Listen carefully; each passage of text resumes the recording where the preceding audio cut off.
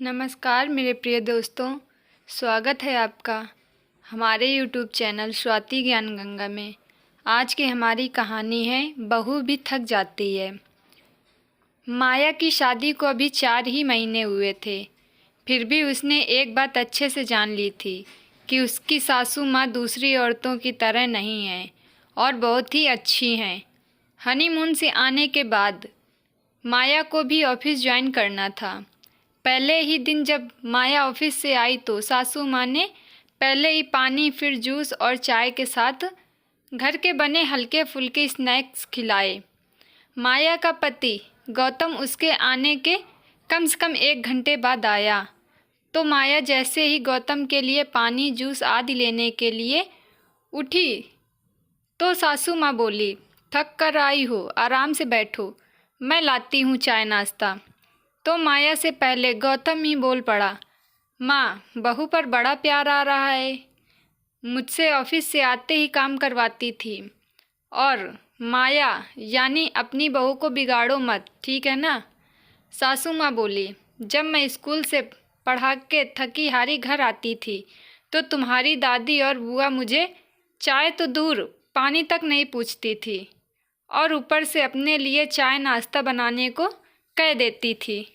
उसके बाद रात का खाना और फिर सुबह की तैयारी में लग जाती थी। सुबह घर के सारे काम और सबका नाश्ता और खाने की भी सारी तैयारी करके स्कूल जाती थी। फिर स्कूल की नौकरी, वहाँ भी सारे दिन खड़े होकर पढ़ाना पड़ता था। ना ढंग से खा पाती थी और ना ही सो पाती थी। शरीर भी को भी आराम नहीं मिलता था और तेरे पापा भी दादी की बातों में आकर जाने अनजाने बहुत दुख देते थे मुझे और कहते, करती क्या हुई स्कूल में, बस क्लास में कुर्सी पर बैठकर ही तो पढ़ाना होता है। जब तू होने वाला था तो मैं बहुत बीमार हो गई थी और जैसे तैसे मैं सब कर रही थी। फिर एक दिन अचानक से सुबह नहाते समय मैं बाथरूम में गिर गई और बेहोश हो गई। उस पर भी तेरी दादी का यही कहना था कि सब नाटक कर रही है। मैंने भी तो 10-10 बच्चे पैदा किए हैं।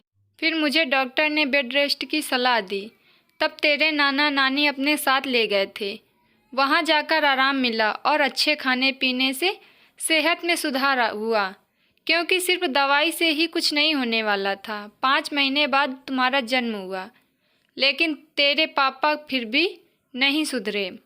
तेरे पापा और दादी की नई नई पसंद और फरमाइश का खाना बनाती थी।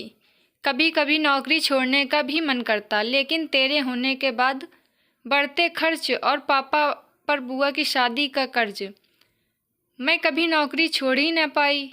मैंने सारी ज़िंदगी जो दुख भोगा है वो मैं अपनी बहू को नहीं देना चाहती। इसीलिए तुम्हें बचपन से ही सारे घर के काम भी सिखाए ताकि मेल वाला ईगो तुझ पर हावी न हो। बेटा, इसके लिए भी पापा दादी से 4 बातें सुनती, लेकिन कुछ न कह पाती। बेटा, आज के आधुनिक युग में पति पत्नी दोनों ही नौकरी करते हैं, दोनों ही मेहनत करते हैं। इसलिए तू भी कान खोलकर सुन ले।